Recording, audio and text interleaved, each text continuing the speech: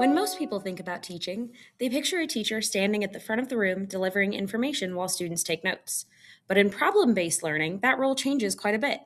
Instead of simply receiving information, students are asked to investigate problems, ask questions, work with others, and take responsibility for their own learning. In this lesson, we're looking at problem based or project based learning, and we'll discuss what it looks like in the classroom, where it came from, and why it can be such a powerful instructional model when used effectively. At its core, problem based learning is designed to help students think at a higher level. Rather than focusing mainly on memorization, this approach emphasizes critical thinking, problem solving, collaboration, and interdependent learning. Students are typically given a meaningful problem or driving question and then work through investigations to try to develop solutions or explanations.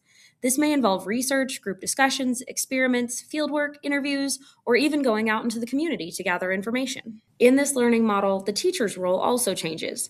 The teacher is no longer just the person delivering content. Instead, the teacher becomes more of a facilitator or guide. Teachers pose problems, ask questions that encourage deeper thinking, provide scaffolding when students need support, and create an environment where students feel comfortable sharing ideas and taking intellectual risks. One important part of problem based learning is that students should understand there's not always one perfect answer. The process of investigation and reasoning is often just as important as the final product.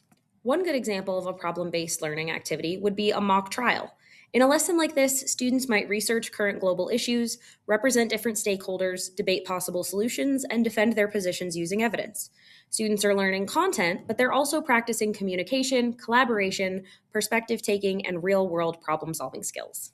There are several important characteristics that effective problem based lessons should include. First, there should be a driving question or meaningful problem that students are trying to solve. The problem should feel authentic and connected to real life.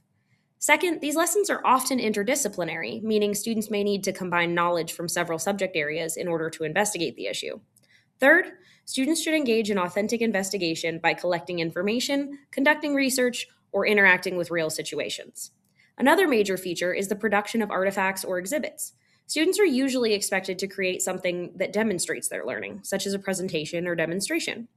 Finally, collaboration is a major component because students often work together in teams toward a shared goal. It's important to note that problem based learning was not really designed for delivering large amounts of factual knowledge quickly. Direct instruction and presentation models are usually more effective for that purpose.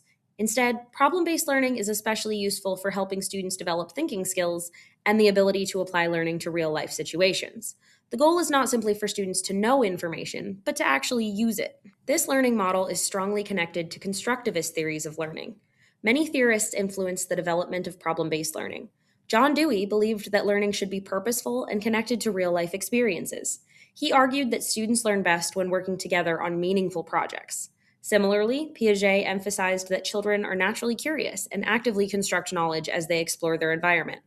Vygotsky focused more on the social side of learning and believed that interactions with others helps students develop intellectually. Research has shown several benefits of this instructional approach.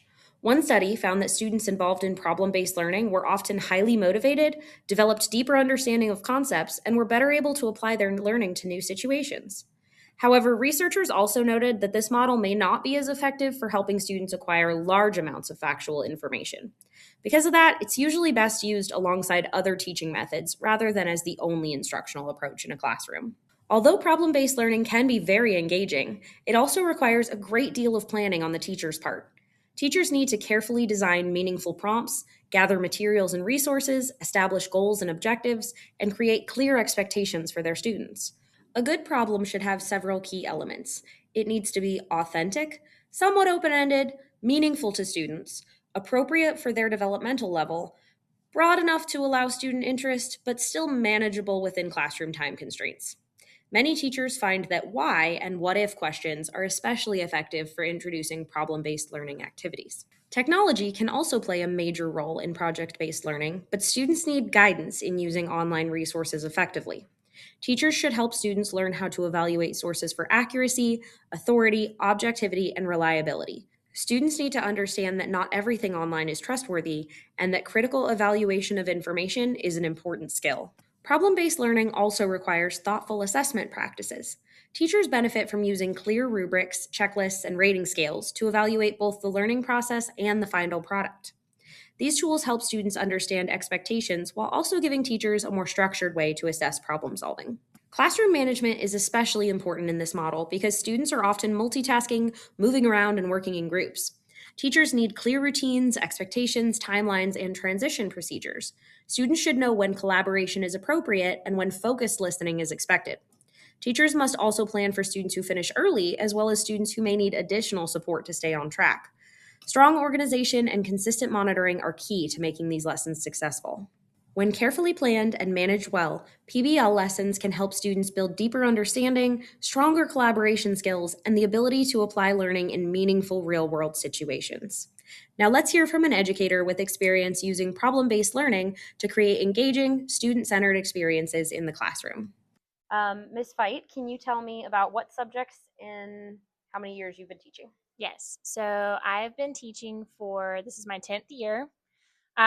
It's my ninth year at this school, and I've taught English, middle level, sixth and seventh grade, and then this is my first year teaching science, seventh grade. And for a while, you were a PBL Yes, coordinator. yes. And so for 2 years, I became the PBL project based learning coordinator for this school. Can you tell me a little bit about what that looked like? Sure. So I worked specifically with the instructional coach at our school to plan out professional developments to kind of help guide teachers in implementing project based learning activities into their classrooms, either as like full projects or just little mini lessons um, to just kind of enhance the project based learning at our school. Okay. So, what's so special about project based learning? Why is that so important for kids? So for kids, especially middle school, um, it project based learning allows them to create their own experiences, and I think that's something that students really need. They need to have that background knowledge to understand content, and a lot of students come to us from different backgrounds, and so implementing project based learning allows us to kind of not control, but give them the opportunity to have those experiences. And I found that when students get to create their own experiences within learning, that is more meaningful and they can remember what we're doing in class better. So, do you generally do projects in your classes as a group work or individual? I go back and forth depending on the year, depending on the students. I would mostly probably do at least partners. I don't do a lot of individual projects unless it's a student request. Which they do ask sometimes. They do ask. It's fine. Um, and I would say no more than four. Like I found that 2 to 4 is kind of a sweet spot for projects. So, then if they are working together, how do you determine whether each individual actually learned what they're supposed to learn or not? So most of the time when I'm doing a PBL unit, I have individual reflections through like a Google form, or sometimes they'll do like a design notebook, and each day they'll have a reflection question that they have to do on their own. And so that just ensures that even if they are working with someone else, I'm checking in with them and seeing, do you still know this? Can you still answer this question? Do you have any projects that you're really excited that you've done that you want to share about? I mean, one that's kind of a classic that we have done a lot and we're kind of adapting it each year is Shark Tank. So students get introduced to environmental problems and human impact through science, and then they get in contact with community companies, and they come in and talk to us about what they do to help our community and what their role is in the city.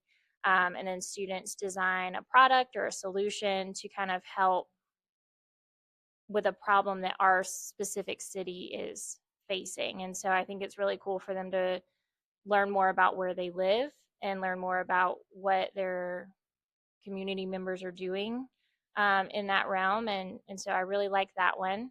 Um, I used to do a project with a social studies teacher with Mount Everest. It was a personal favorite of mine. I really liked it just because it was more fun because it was them climbing Mount Everest, which is something that very few people ever get to do. And so giving students the experience of going on Google Earth and looking at it and then letting them climb it with like Ozobots by coding different robots.